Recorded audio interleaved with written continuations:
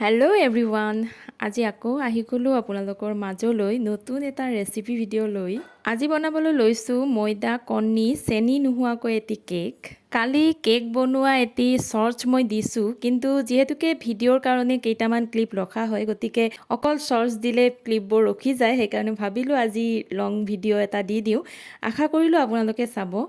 কেকটো বনাবৰ কাৰণে মই জুইত এটা পাত্ৰ উঠাই দিলোঁ আৰু তাত অকণমান গুড় আৰু অকণমান পানী দিম। মই গুড়খিনি গলাই ল'ম আচলতে, আৰু সেইকাৰণে বেছি সময় জুইত থৈ লাৰি থাকিব নালাগে। আৰু এয়া মোৰ গুড়খিনি ৰেডি হৈ গ'ল।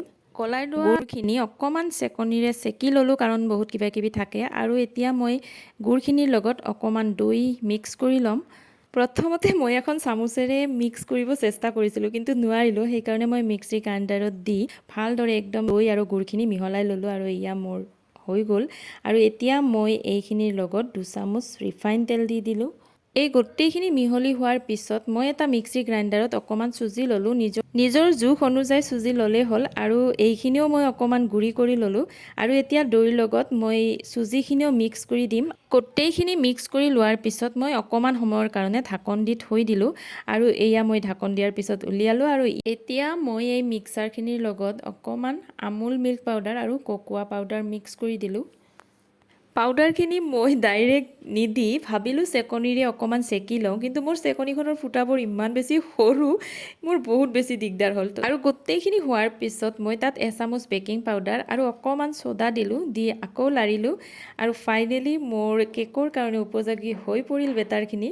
মই কেকটো কুকাৰতে বনাম, আৰু সেইবাবে মই কুকাৰটো অকণমান গৰম হ'বলৈ দিলোঁ, আৰু তাত অকণমান নিমখ দিলোঁ।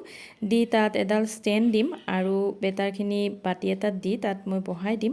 আৰু কুকাৰটো আৰু নিমখখিনি অকণমান গৰম হোৱালৈকে বেটাৰখিনি আন এটা পাত্ৰত দিলোঁ। আৰু পাত্ৰটোত দিয়াৰ আগতে মই অকণমান ৰিফাইন তেল পাত্ৰটোত সানি লৈছিলোঁ, নহ'লে লাগি যোৱাৰ ভয় থাকে।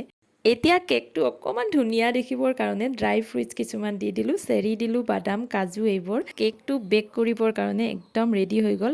এতিয়া বাতিটো কুকাৰৰ ভিতৰত দি ঢাকনিখন লগাই দিলোঁ, হুইচেলটো খুলি। আৰু এয়া মোৰ কেক ৰেডি হৈ গ'ল। আৰু এনেদৰে আজি মই কেক বনালোঁ। খাবলৈ কিন্তু টেষ্টিয়ে হৈছিল। আৰু তাকে আপোনালোককো অকণমান দেখুৱাই দিলোঁ। ভিডিঅ'টো চাই আপোনালোকে কেনেকুৱা পালে জনাবলৈ নাপাহৰিব। আৰু যদি ভাল লাগিল লাইকো এটা কৰি দিব।